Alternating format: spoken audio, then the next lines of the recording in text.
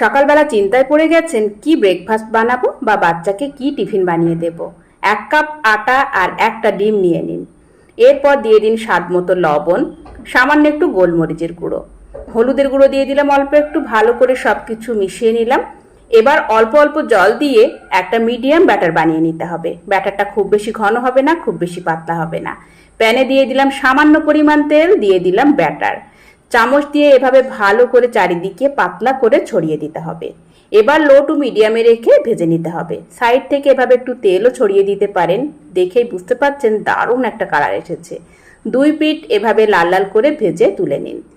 এবার বাকি ব্যাটারটা দিয়ে এক এক করে নাস্তাগুলো বানিয়ে নিতে হবে। এত সহজে যে এত মুখরোচক ডিম পরোটা বানানো যায় অনেকেরই হয়তো অজানা ছিল। সকালবেলা নাস্তায় কিংবা বাচ্চার টিফিনে বানিয়ে দিতে পারেন। রেসিপি ভালো লাগলে লাইক করবেন, শেয়ার করবেন।